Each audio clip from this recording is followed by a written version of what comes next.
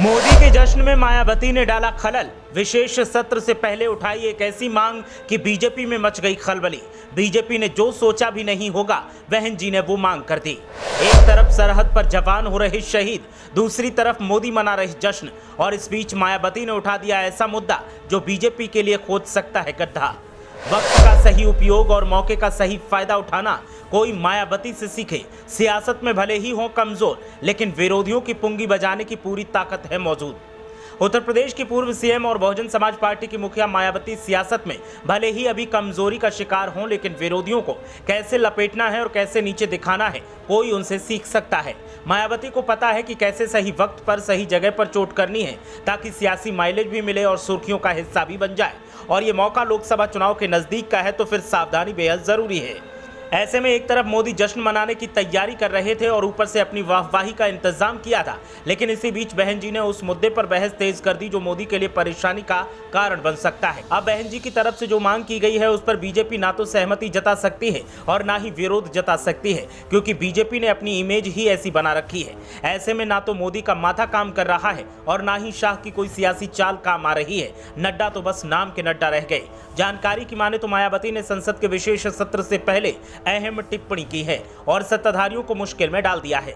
मायावती ने मोदी से सीधा सवाल किया है और कहा कि गरीबों के मुद्दों और महंगाई पर इस सत्र में चर्चा होनी चाहिए। सोशल मीडिया प्लेटफॉर्म एक्स पर मायावती ने पोस्ट किया कि नए संसद परिसर में विशेष सत्र की सभी सांसदों को हार्दिक बधाई। नया संसद भवन लोकतंत्र की मजबूती और परम पूज्य बाबा साहेब डॉक्टर भीमराव अंबेडकर के मानवतावादी संविधान के उद्देश्यों को पूरा करने में अहम भूमिका निभाएगा, ऐसी आशा है। उन्होंने आगे कहा कि वैसे कमरतोड़ महंगाई, गरीबी, बेरोजगारी, लाचारी आदि के अभिशप्त जीवन से मुक्ति तथा आंतरिक और बाहरी सुरक्षा जैसे देश और जनहित के ज्वलंत मुद्दों पर नई संसद का सत्र अगर समर्पित होता तो लोगों में उम्मीद की किरण जागती।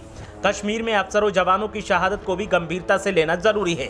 इसके अलावा मायावती ने पीएम नरेंद्र मोदी को जन्मदिन की बधाई दी। मायावती ने विश्वकर्मा दिवस की भी शुभकामनाएं दी। सोमवार से शुरू हो रहे सत्र को बुलाए जाने के असामान्य समय ने सभी को हैरत में डाल दिया है। हालांकि सत्र के लिए सूचीबद्ध एजेंडे एक मुख्य विषय संविधान सभा से शुरू हुआ और संसद की 75 साल की यात्रा पर एक विशेष चर्चा है। सरकार ने मुख्य निर्वाचन आयुक्त और अन्य निर्वाचन आयुक्तों की नियुक्ति के प्रावधानों वाले विधेयक को भी सत्र में चर्चा एवं पारित कराने के लिए सूचीबद्ध किया है। ये विधेयक पिछले मानसून सत्र के दौरान राज्यसभा में पेश किया गया था।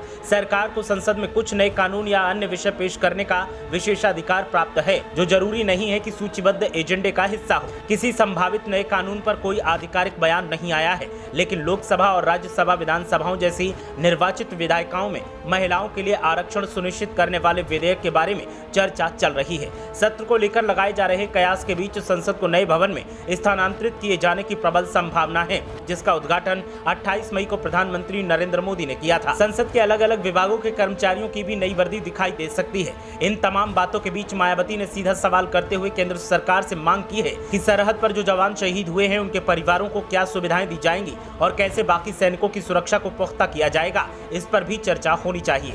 मायावती ने इस मौके पर मोदी सरकार से सवाल किया है कि आपकी सरकार में तमाम ऐसे काम हुए हैं जिनको लेकर विरोध रहा है और आवाम का भी नुकसान हुआ है। ऐसे में आप जश्न जरूर मनाएं, लेकिन इन मुद्दों पर भी चर्चा जरूर हो।